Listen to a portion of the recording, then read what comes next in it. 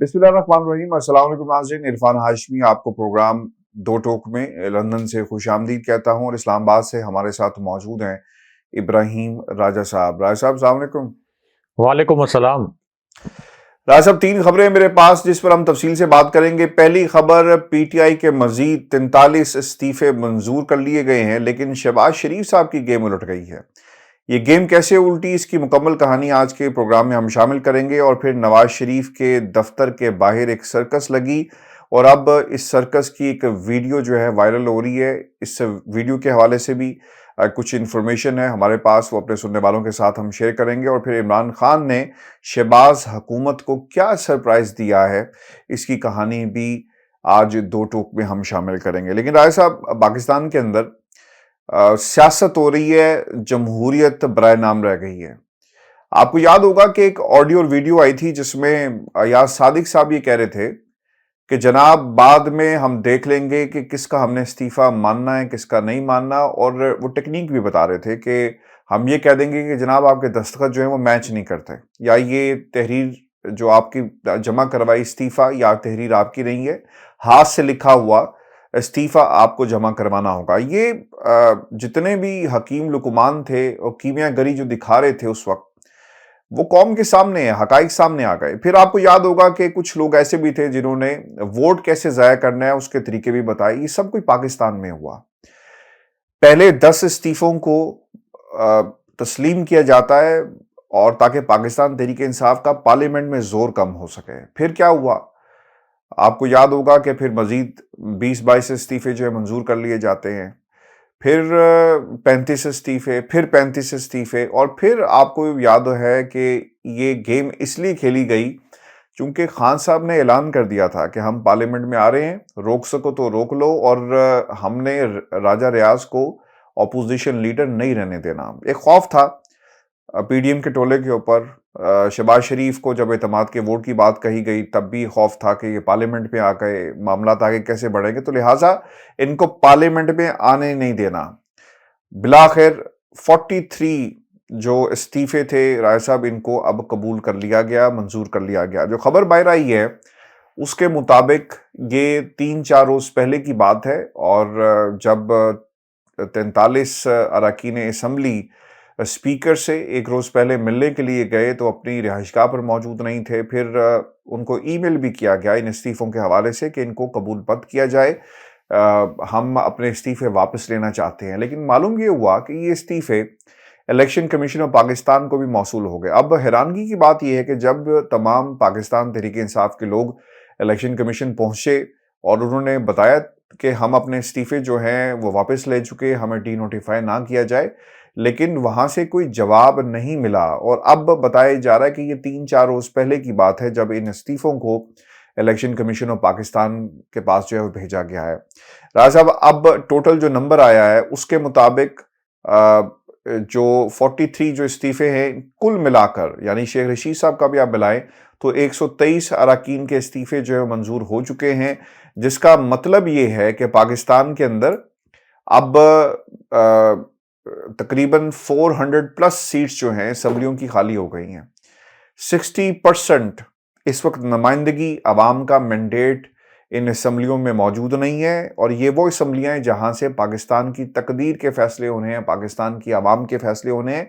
अब मुकम्मल तौर पर पाकिस्तान की असम्बलियाँ मफलूज हो चुकी हैं और किसी के पास कोई हल जो है वो हमें नजर नहीं आता। राय साहब, जो तारीखों का मामला है ये भी बहुत ज्यादा एक मुश्किल यहाँ पे नजर इसलिए आ रही है कि इंतखाबात की तारीख जो है वो नहीं दी जा रही।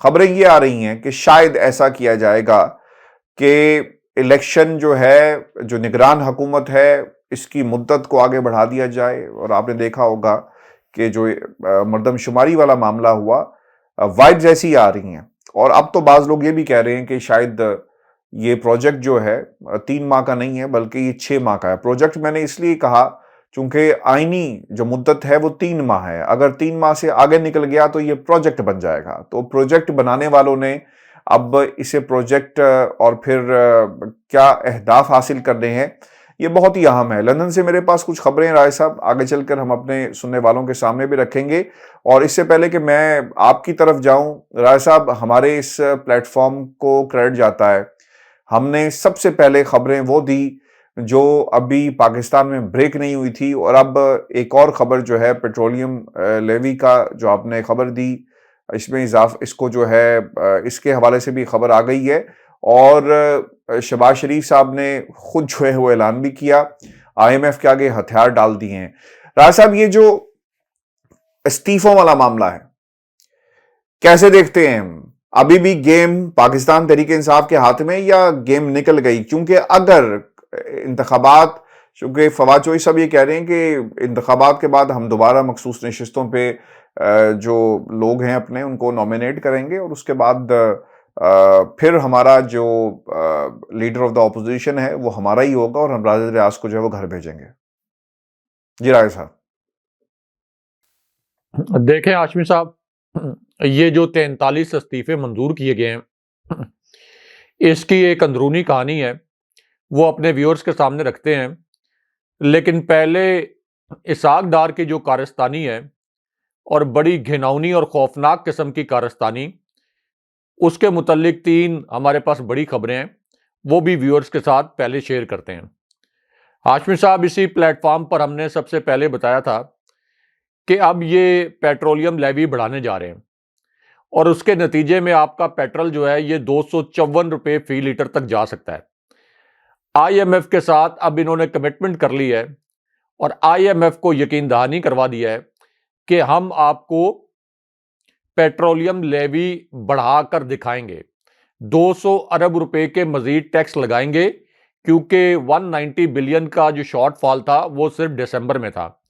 اب آج کی ہاشمی صاحب ایک بریکنگ نیوز اور سن لیں، ہمارے ویورز بھی ذرا دل پہ ہاتھ رکھ کے اور دل کو تھام کے، کہ ہمارے جو 4 ارب ڈالر کے زر مبادلہ کے ذخائر رہ گئے تھے، کل ملا کر 4 ارب ڈالر، اور یہ جو 4 ارب ڈالر کے ہاشمی صاحب ذخائر تھے، یہ 9.5 سال کی کم ترین سطح پر تھے، کم ترین سطح پر۔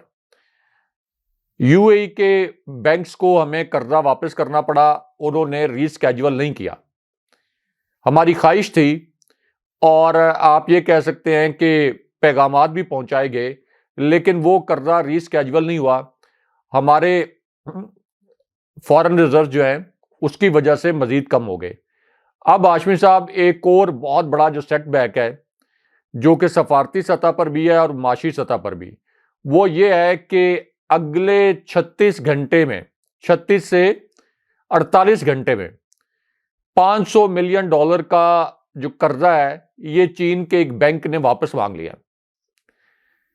اس کی میعاد پوری ہو رہی ہے، یہ میچور ہو رہا ہے، اور چین کے بینک نے کہا ہے کہ یہ 500 ملین ڈالر جو ہم نے آپ کو قرضہ دیا ہوا تھا یہ آپ واپس کریں۔ یہ ری اسکیجول نہیں ہو رہا، اس کو ری شیڈیول کروانے کی بڑی کوشش کی گئی، لیکن یہ 500 ملین ڈالر یعنی یہ 50 کروڑ ڈالر آپ کے 4 ارب ڈالر میں سے مزید نکل جائیں گے، تو آپ کے فارن ریزروز رہ جائیں گے 3.5 ارب ڈالر۔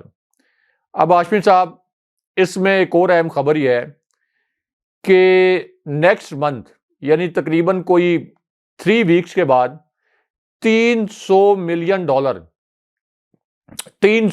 ڈالر یعنی 30 کروڑ ڈالر جو ہے، یہ ایک اور چائنیز بینک کا جو قرضہ ہے وہ بھی ری شیڈیول نہیں ہو سکا۔ ہماری بھرپور کوشش کے باوجود وہ 300 ملین ڈالر بھی ہم نے فیب میں واپس کرنا ہے، تو اس کا مطلب یہ ہے کہ 80 کروڑ ڈالر جو ہے وہ چین نے واپس مانگ لیے۔ چین کے جو بینکس ہیں ان کے متعلق ظاہر ہے کہ ایک عام تاثر ہے کہ وہ حکومت کے زیر انتظام چلتے ہیں، اور حکومتی پالیسیوں کا ان کے اوپر بڑا اثر و رسوخ ہوتا ہے، تو یہ بہرحال اب ہم نے 80 کروڑ ڈالر واپس کرنے ہیں، اس کے بعد ہمارے پاس رہ جائیں گے 3 ارب 20 کروڑ ڈالر۔ اور اس وقت ہاشمی صاحب سچویشن یہ ہے کہ یہ جو اعضاء کی پیوند کاری کے جو آپریشن تھے یہ تمام آپریشن رک گئے ہیں۔ کرٹیکل نوعیت کے جو آپریشن تھے، چونکہ آپ کی ایل سیز بند ہیں، ایل سیز کھولنے کے لیے ہمارے پاس پیسے نہیں ہیں، تو یہ کرٹیکل نوعیت کے آپریشنز بند ہو گئے ہیں، اور لوگوں کی جو کرٹیکل آپ کے پیشنٹ تھے ان کی اموات ہو رہی ہیں۔ تو یہاں پر پہنچایا ہے یہ میاں نواز شریف کے جاسوس رشتہ دار اسحاق ڈار نے، پاکستان کی معیشت کو، جو کہ شہباز شریف کی جاسوسی بھی کرتے ہیں نواز شریف کے لیے، اور ملک کو انہوں نے اس حد تک ڈبو دیا ہے کہ ہاشمی صاحب 3 ارب 20 کروڑ ڈالر کا مطلب یہ ہے کہ ہماری ساری ساورن گارنٹیز جو ہیں وہ فالٹر کر جائیں گی. ہمیں کہیں سے کوئی بیرونی قرضہ نہیں ملے گا، اور وہ اس وجہ سے نہیں ملے گا کہ جو آپ کا لینڈر ہے اس کو یہ یقین نہیں ہوگا کہ یہ قرضہ واپس کر سکتے ہیں. اس لیے آپ کی عالمی ریٹنگ ایجنسیز بھی پاکستان کی معیشت کو دیکھتے ہوئے یہ ایڈوائس جاری کریں گی کہ اس ملک کو کوئی بھی عالمی مالیاتی ادارہ یا کوئی دوسرا ملک جو ہے وہ قرضہ نہ دے، کیونکہ قرضہ واپس ملنے کا امکان نہ ہونے کے برابر ہوگا. تو یہاں پر پہنچا دیا ہے اس امپورٹڈ حکومت نے ہمیں 9 ماہ میں، جو عمران خان صاحب نے 5.97% یعنی آلموسٹ 6% کے اوپر گروتھ ریٹ چھوڑا تھا، اب وہ 2% پر آ گیا. اب آ جائیں ہاشمی صاحب 43 استعفوں کی منظوری. اس کی اندرونی کہانی بھی ہمارے پاس ہے. آپ نے کہا کہ یہ اسپیکر قومی اسمبلی نے 4 دن پہلے الیکشن کمیشن کو بھیج دیے تھے. کوئی 4 دن پہلے الیکشن کمیشن کو یہ استعفے منظور کر کے نہیں بھیجے گئے تھے. یہ تو ہاشمی صاحب ایک فراڈ کیا گیا بہت بڑا، بیک ڈیٹ کا فراڈ جس کو کہتے ہیں. اب چونکہ ان کو یہ پتا تھا کہ اگر یہ 44-45 پی ٹی آئی کے ارکان قومی اسمبلی یہ اگر ایوان میں رہ گئے تو پھر اپوزیشن لیڈر تو ان کا بنانا پڑے گا. قومی اسمبلی کے قواعد کے مطابق opposition leader P T I کا لانا پڑے گا، اور پی ٹی آئی کا جو اپوزیشن لیڈر ہوگا اس سے مشاورت کرنی پڑے گی نئے نگران وزیر اعظم کے لیے، اور نیا نگران سیٹ اپ جو وفاق کی سطح پر آئے گا. تو اب اس خوف سے، یعنی ان کی بدنیتی دیکھیں کہ اس خوف سے یہ کہتے ہیں کہ ہم مشاورت کریں گے راجہ ریاض سے. راجہ ریاض نے آگے ٹکٹ اعلان کہا تھا کہ میں نے نون لیگ کے ٹکٹ پر اگلا الیکشن لڑنا ہے. تو نون لیگ کے ٹکٹ پر جو راجہ ریاض اگلا الیکشن لڑیں گے وہ اس وقت اپوزیشن لیڈر بنے ہوئے ہیں. یہ کتنی بڑی ڈھٹائی ہے شہباز شریف کی، سیاسی ڈھٹائی. کوئی ان کو سیاسی لحاظ سے شرم حیا نہیں ہے کہ کس طریقے سے وہ اپوزیشن لیڈر راجہ ریاض کو بنا کر اگلے الیکشن کو رگ کرنے کا پلان بنا رہے ہیں اور کھلے عام بنا رہے ہیں. یعنی یہ بھی نہیں کہ اس بات کو کوئی چھپا رہے ہیں. اور اب یہ جو 43 استعفے منظور کیے گئے ہاشمی صاحب، اب یہ 43 استعفوں کے متعلق پی ٹی آئی کے ان 43 ارکان نے، بلکہ 2 ارکان اور بھی ہیں جن کے ابھی استعفے منظور نہیں ہوئے، ان ارکان نے اسپیکر کو تحریری طور پر بتا دیا تھا کہ آپ ہمارے استعفے منظور نہ کریں. یعنی جو ایک لیگل بائنڈنگ تھی وہ پوری کر دی تھی. لیکن جب انہوں نے دیکھا کہ اچھا یہ تو ابھی بھی 43-45 لوگ جو ہیں یہ اپوزیشن لیڈر اپنا بنانے میں کامیاب ہو جائیں گے، تو بیک ڈیٹ میں سائن کر کے الیکشن کمیشن کو یہ بھجوائے گئے ہیں. اور الیکشن کمیشن بھی چونکہ ملا ہوا ہے اس امپورٹڈ حکومت سے، تو وہ بھی یہ بیک ڈیٹ کا جو پیپر ہے اس کو ایکسیپٹ کر لے گا.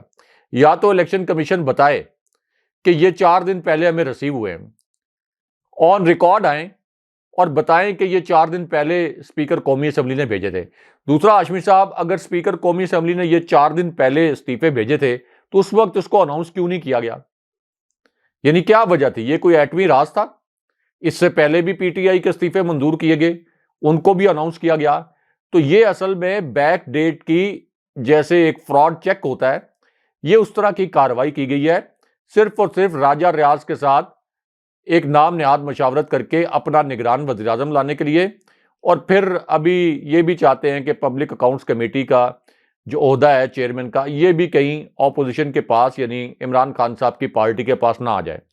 لیکن یہ راجہ ریاض والا معاملہ تو ہاشمی صاحب اتنا سنگین ہے کہ جس طریقے سے یہ استعفے منظور کیے گئے ہیں اور جتنا یہ بدنیتی پر مبنی فیصلہ ہے، اس کے اوپر تو پاکستان کا جو قانونی نظام ہے اس کی خاموشی ایک مجرمانہ خاموشی ہے.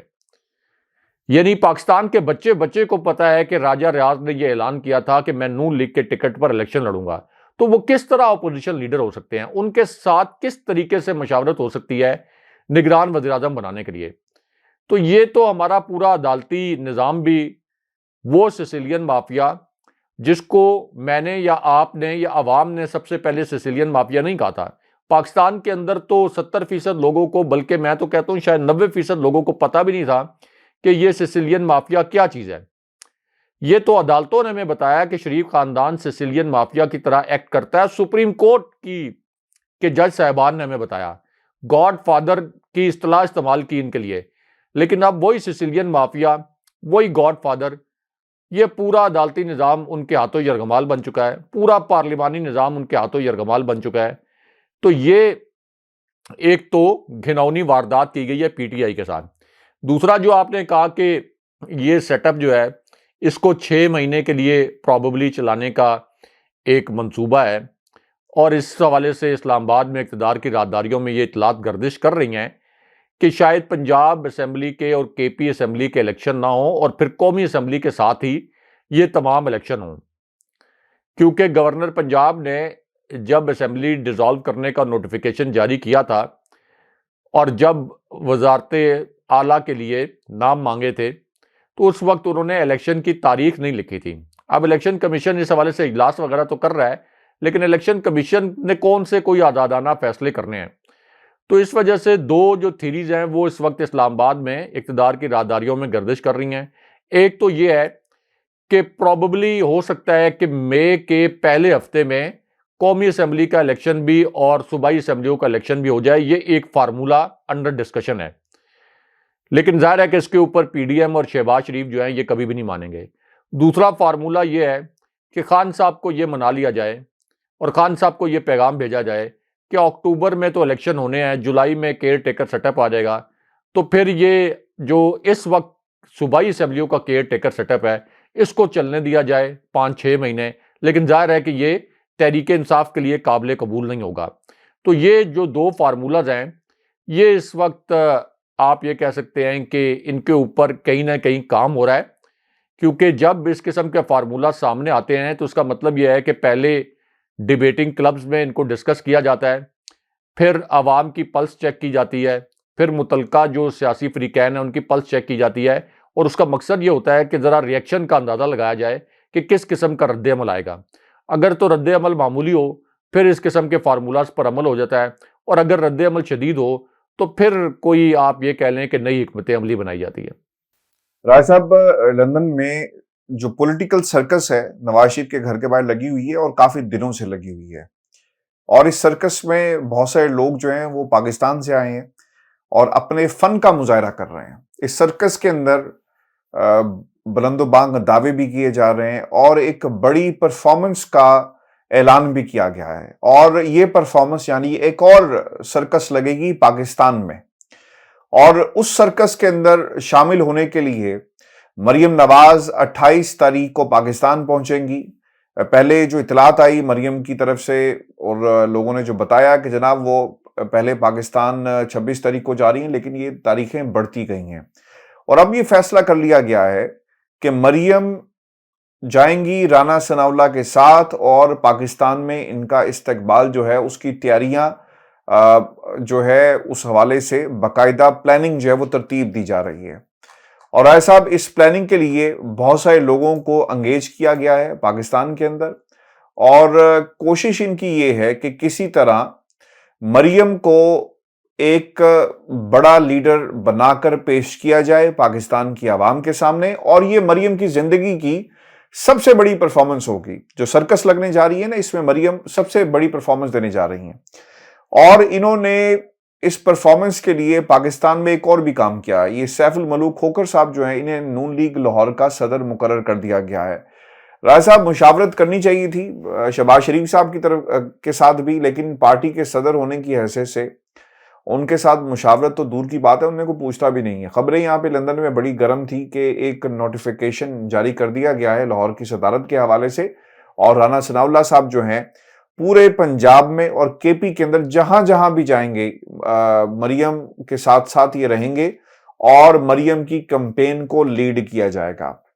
مریم کی یہ بڑی خواہش تھی کہ ان کے جانے سے پہلے عمران خان پر گھیرا تنگ کیا جا سکے۔ اب رانا ثناء اللہ صاحب کو ٹاسک دیا گیا ہے، جو ہمارے ذرائع بتاتے ہیں کہ جس طرح یہ لینڈ کریں گے، ایک تو ایف آئی اے حرکت میں آئے گی، وہ تمام ادارے جو رانا ثناء اللہ کے انڈر آتے ہیں انہیں ذرا پش کیا جائے گا، عمران خان کے خلاف کیسز کو تیز کیا جائے گا، اور عین ممکن ہے کہ الیکشن کمیشن آف پاکستان بھی اپنا رنگ جو ہے جو بار بار دکھا رہے تھے ایک بار پھر اپنا رنگ جو ہے وہ دکھائیں اور عمران خان کو جو ہے وہ نااہل کر کے اور پھر مزید کارروائیاں جو ہیں وہ کی جا سکتی ہیں۔ اچھا رائے صاحب، ایک بیان جو ہے وہ جاری ہوا ہے، اور یہ بیان جاری کیا گیا ہے نواز شریف صاحب کی طرف سے۔ وہ یہ کہتے ہیں کہ عمران خان کے جھوٹ کے بیانیے کا پول کھولو جا کر پاکستان میں، اور یہ ٹاسک کس کو دیا ہے؟ رانا ثناءاللہ کو۔ میرا سوال آپ سے خیر جو ہے وہ آپ اس کا جواب جو ہے ضرور ہم پورے جو جتنے بھی ہمارے سننے والے ہیں ان کو بتائیں کہ رانا ثناءاللہ کی جو سیاست ہے کیا وہ نون لیگ کو سہارا دے سکتی ہے، یا رانا ثناءاللہ میں اتنی قابلیت ہے کہ وہ نون لیگ کو ان کا جو بیانیہ ہے اسے زندہ کر سکے؟ راج صاحب، اس سے پہلے کہ آپ اپنا جواب دیں، نواز شریف صاحب کیا کہتے ہیں؟ وہ یہ کہتے ہیں کہ عمران خان کے بیانیے کا پول کھولا جائے۔ عمران خان نے ملک کے اندر کیسی سیاست کی آپ لوگوں کو جا کر بتائیں۔ راج صاحب، کیا ان سے پاکستان کی عوام یہ نہیں پوچھے گی کہ نواز شریف نے کس قسم کی سیاست کی ہے ان پچھلے 4 برسوں میں؟ اور ایک سرکس لندن میں لگی ہوئی ہے، ایک سرکس پاکستان میں لگنے جا رہی ہے، تو رائے صاحب کس سرکس کی کارکردگی آپ کو بہتر لگتی ہے جس سے لوگ کہیں گے کہ واقعی یہ تمام مسخروں کا ٹولہ ہے جس نے پاکستان کی عوام کو رلایا بھی اور اپنے اس ایکٹ کے اوپر پریشان بھی کیا ہے؟ رائے صاحب۔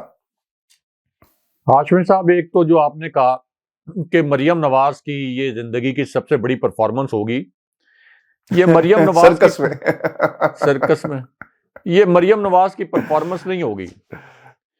وہ کہتے ہیں نا کہ سرے آئینہ میرا عکس ہے، پسے آئینہ کوئی اور ہے، کوئی اور تو یہ مریم نواز کی پرفارمنس نہیں ہے، یہ تو پاکستان کے تمام ریاستی اداروں کی جو اسٹیبلشمنٹ ہے، جو الیکشن کمیشن کے اسٹیبلشمنٹ ہے، جو فوج کی اسٹیبلشمنٹ ہے، جو سپریم کورٹ کی اسٹیبلشمنٹ ہے، جو آپ کی افسر شاہی کی اسٹیبلشمنٹ ہے، جو آپ کی سول انتظامیہ کی اسٹیبلشمنٹ ہے، جو آپ کی پولیس کی اسٹیبلشمنٹ ہے، یہ ساری پرفارمنس تو عمران خان صاحب کے خلاف انہوں نے دکھانی ہے۔ تو مریم نواز تو پس پردہ رہیں گی، یعنی اصل میں مریم نواز کی تو کوئی جرت نہیں ہے، نہ مریم نواز کا کوئی سیاسی قد کاٹ ہے کہ وہ عمران خان صاحب کے خلاف کوئی پرفارمنس دکھا سکیں اور عمران خان صاحب کو سیاسی میدان میں کسی بھی طرح سے چیلنج کر سکیں۔ یہ تو اصل میں اپنا سارا زور لگوا رہے ہیں ریاستی اداروں کا، کیونکہ ان کو پتہ ہے کہ یہ جو ریاستی اداروں کا ہم زور لگوا رہے ہیں اور ریاستی اداروں کے کندھے پر رکھ کر بندوق چلا رہے ہیں، ان کا خیال یہ ہے کہ شاید اس طریقے سے عمران خان صاحب کو اور ان کے سیاسی بیانیے کو اور اسی طرح عمران خان صاحب کی مقبولیت کو شاید ہم کسی طریقے سے کچھ کم کر سکیں، یا شاید عمران خان صاحب کو گرفتار کروا کے یا ان کو نااہل کروا کے ہمارے لیے یہ انتخابی میدان صاف ہو جائے۔ ورنہ ادروائز مریم نواز کا کیا سیاسی قد کاٹ ہے کہ وہ عمران خان صاحب کا مقابلہ کریں گی؟ ان کو تو ایک مرتبہ دھکیلا گیا تھا انتخابی کیمپین میں، جو پہلے ضمنی الیکشن کی کیمپین تھی، تو اس کا نتیجہ یہ آیا تھا کہ مریم نواز جب انتخابی کیمپین کو لیڈ کر رہی تھی تو پہلی مرتبہ تحریک انصاف نے لاہور کی 4 نشستوں پر جو الیکشن ہوئے اس میں سے 3 جیت لیے۔ تو یہ ہے آپ کی سیاسی ساکھ مریم نواز کی، ایک ایسے وقت میں جب جناب باجوہ، ان کے نیچے کور کمانڈر، الیکشن کمیشن، حمزہ شہباز کی جعلی حکومت پنجاب کی، وفاق کی پنجاب حکومت، یہ تمام جو فیکٹرز تھے یہ حمزہ شہباز کو جتوانے اور عمران خان صاحب کو ہرانے کے لیے کام کر رہے تھے، لیکن اس کے باوجود مریم نواز یہ انتخابی مہم جو ہے چلانے کے باوجود برے طریقے سے مروثیت میں آپشن نہیں ہوتے، مروثیت میں کوئی آپشن نہیں ہوتے، مروثیت میں وہی آپشن ہوتا ہے جو آپ کے سامنے ہوتا ہے۔ جہاں پہ پولیٹیکل سٹرگل سے پارٹیز بنتی ہیں، لوگ موجود ہوتے ہیں، وہاں پر آپشنز آپ کے پاس ہوتے ہیں۔ آج آپ دیکھ لیں کہ شاہد خاقان عباسی جیسا جو لیڈر ہے جس کی اپنی پارٹی کے لیے بہت زیادہ خدمات ہیں، خواجہ آصف جیسا بندہ جو ان کی پارٹی میں قربانیاں دی، خواجہ سعد رفیق، بہت سارے لوگ ہیں، بہت ایک لمبی فہرست ہے، وہ پارٹی کو لیڈ نہیں کر رہے، مریم جو ہے وہ لیڈ کر رہی ہیں۔ اور یہ بھی بتائیں گا اپنے تجزیے کے اندر کہ حمزہ کا کیا بنے گا پنجاب میں؟ کل کو جو رانا ثناءاللہ نے کہا تھا کہ مریم نواز بھی پہلی خاتون وزیر اعلیٰ ہو سکتی ہیں، تو آپ کو لگتا ہے کہ ان کو بتا دیا گیا ہے کہ پنجاب مریم کے حوالے کریں گے اور پھر وفاق کے اندر نواز شریف آنے کے خواب دیکھ رہے ہیں؟ اچھا، پہلے تو جو آپ کو پوائنٹ تھا کہ رانا ثناء اللہ کو کہا کہ عمران خان صاحب کے بیانیے کے اوپر کنٹرول کریں یا اس کا کوئی مخالف بیانیہ لے کے آئیں. ہاشمی صاحب، عمران خان صاحب کا جو بیانیہ ہے اس کا زور روکنے کے لیے جناب باجوہ جب آرمی چیف تھے تو انہوں نے پورا زور لگایا بطور آرمی چیف، اپنے تمام اختیارات اور وسائل استعمال کیے عمران خان صاحب کے اس بیانیے کا زور توڑنے کے لیے، یہاں تک کہ D G I S I اور D G I S P R کو پریس کانفرنس کرنی پڑ گئی. پاکستان کی تاریخ میں پہلی مرتبہ اس قسم کی پریس کانفرنس ہوئی. لیکن کیا جناب باجوہ جو سٹنگ آرمی چیف تھے اس وقت، اور ظاہر ہے کہ D G I S I, D G I S P R, یہ پورا جو ایک نیریٹو بنایا گیا تھا، کیا اس نیریٹو کے باوجود عمران خان صاحب کا بیانیہ کمزور ہوا؟ فوج کے پاس تو بڑے وسائل ہوتے ہیں اپنے بیانیے کو آگے بڑھانے کے لیے، کسی بھی فوج کے پاس، صرف پاکستانی فوج نہیں، کسی بھی فوج کے پاس. لیکن اس کے باوجود کیا عمران خان صاحب کا جو بیانیہ تھا وہ کمزور پڑ گیا تھا؟ اس کے بعد ہی عمران خان صاحب نے 2 ضمنی الیکشن جیتے. اس کے بعد ہی عمران خان صاحب کے ساتھ لوگ اتنے جوش و خروش کے ساتھ جڑ گئے کہ راولپنڈی کے جلسے میں بھی اتنی بڑی تعداد میں لوگ آ گئے کہ اگر عمران خان صاحب اس وقت یہ کہتے ہیں کہ ہم نے ریڈ زون میں جانا ہے تو کوئی آپ کی پولیس، کوئی آپ کے رینجرز، فوج، ایف سی، کوئی آپ کا ادارہ جو ہے اس وقت نہیں روک سکتا تھا.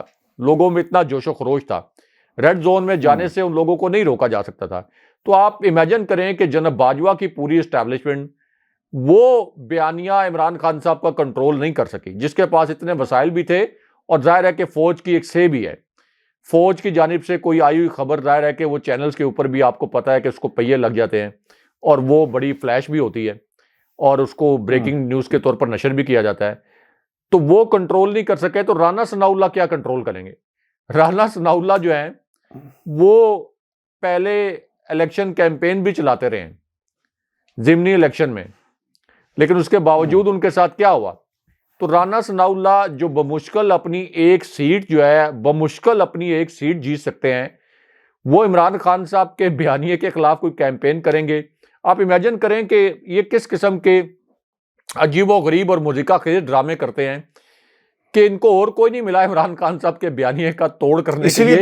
یہ رانا ثناء اللہ کو سامنے لے آئے جن کے اوپر ماڈل ٹاؤن میں قتل کا الزام، قتل عام کا الزام، ان کے اپنے جو پارٹی لیڈر ہیں چودھری شیر علی، جو عابد شیر علی کے والد، وہ بھی کہتے ہیں کہ 12 قتل کیے ہوئے ہیں. تو رانا ثناء اللہ جن کے متعلق اب اتنا لوگوں میں غم و غصہ ہے، جس طرح سے انہوں نے پی ٹی آئی کے لانگ مارچ پر بھی تشدد وغیرہ کروایا تھا کہ لوگ ان کو سخت ناپسند کرتے ہیں، تو ان کو یہ میدان میں لا رہے ہیں عمران خان صاحب کے بیانیے کا توڑ کرنے کے لیے. اصل میں عمران خان صاحب کے بیانیے کا توڑ کرنے کی ذمہ داری رانا ثناء اللہ کو نہیں دی گئی. رانا ثناء اللہ سے یہ کہا گیا ہے کہ عمران خان صاحب کو گرفتار کریں، عمران خان صاحب کی نااہلی کروائیں تاکہ ہمارے لیے یہ جو گراؤنڈ ہے یہ کلیئر ہو. تو اس وجہ سے یہ لانچ کی گئی خبر ہے، اس کے پیچھے خبر جو ہے کچھ اور چھپی ہوئی ہے.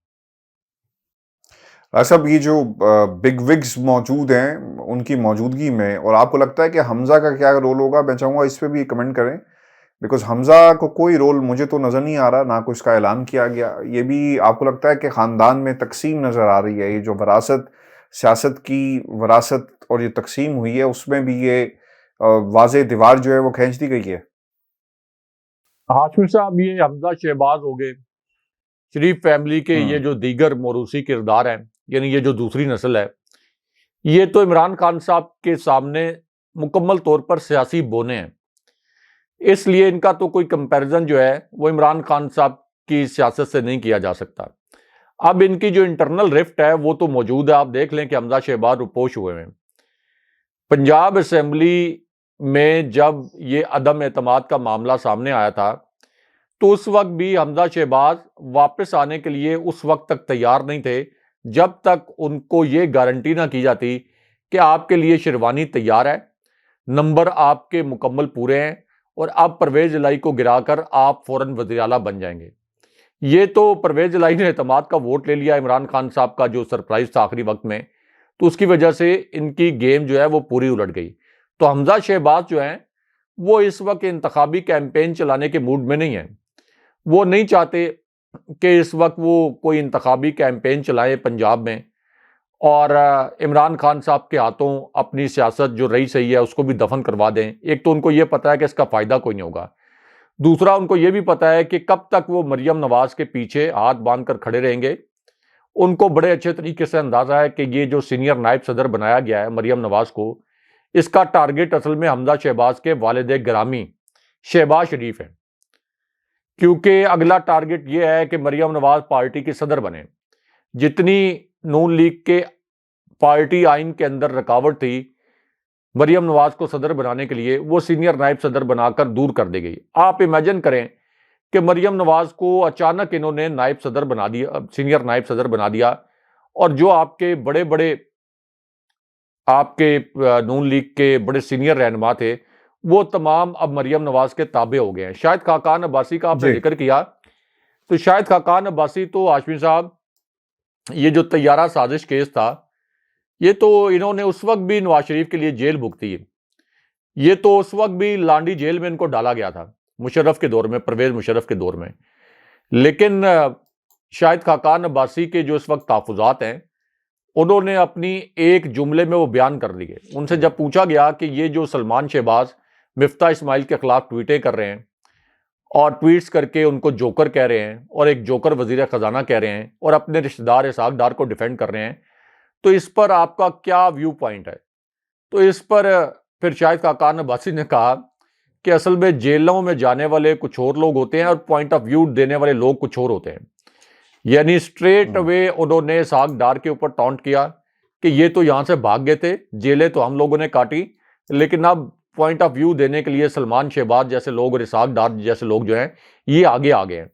لیکن یہ ایک آدھا ہلکا پھلکا جو موسیقی ہے یہ شاہد خاقان عباسی جیسے لوگ چلاتے تو رہیں گے، لیکن ابھی بھی ان میں اتنی اخلاقی جرت نہیں ہے کہ یہ شہباز شریف اور نواز شریف کے سامنے کھڑے ہو جائیں یا مریم نواز کے سامنے کھڑے ہو جائیں. یعنی یہ نہیں کہ بغاوت کر لیں، یا کم سے کم ان سے یہی سوال کر لیں کہ کیا آخر ایسی وجہ ہے کہ مریم نواز جن کی زیرو سیاسی سٹرگل ہے ان کو آپ نے ہم سب کا ہیڈ بنا دیا، ہم سب کی باس بنا دیا، اور آگے آپ ان کو پارٹی صدر بنانے جا رہے ہیں. تو ہم نے جو یہاں پہ جیلیں کاٹیں، ہم نے جو یہاں پہ مارے کھائیں پارٹی کے لیے، وہ ہم نے کس کھاتے میں کھائیں؟ کیونکہ شریف خاندان تو پورا ہاشمی صاحب لندن فرار ہوا تھا. عابد شیر علی تک کو انہوں نے نہیں چھوڑا اور کہا کہ تم بھی لندن آ جاؤ، اور کہا کہ جیلیں کاٹنے کے لیے خواجہ آصف کو، خواجہ سعد رفیق کو اور شاہد خاقان عباسی کو چھوڑ دو. تو یہ ایک انٹرنل رفٹ ہے. یہ ہاشمی صاحب انٹرنل رفٹ بھی ان کو تباہ کرے گی، لیکن اگر یہ انٹرنل رفٹ نہ بھی ہوتی تو عمران خان صاحب نے تو 14 جماعتوں کے اتحاد کو تباہ کر دیا. تو یہ صرف ایک شریف فیملی عمران خان صاحب کے سامنے اب کوئی سیاسی ساکھ نہیں رکھتی کہ یہ عمران خان صاحب کا مقابلہ کریں. اصل میں عمران خان صاحب کا جو مقابلہ ہے، اگین میں یہ کہہ رہا ہوں کہ تمام ریاستی اداروں کی اسٹیبلشمنٹ سے ہے، تمام ریاستی اداروں کی اسٹیبلشمنٹ سے. یہ کوئی 14 جماعتوں سے عمران خان صاحب کا مقابلہ نہیں ہے، یہ تمام ریاستی اداروں کے اسٹیبلشمنٹ سے مقابلہ ہے. اور عمران خان صاحب اس سے پہلے یہ ثابت کر چکے ہیں 2 ضمنی الیکشن میں کہ وہ تمام ریاستی اداروں کی اسٹیبلشمنٹ کو پیچھے دھکیل سکتے ہیں، اور انہوں نے پیچھے دھکیل کر دکھایا ہے. بہت شکریہ صاحب. ویورز یہ آج کا ہمارا شو تھا. اپنے کمنٹس ضرور بھیجیے گا. چینل کو سبسکرائب کرنا مت بھولیں. مجھے اور ابراہیم راہی صاحب کو اجازت دیجیے. اللہ نگہبان. اللہ نگہبان.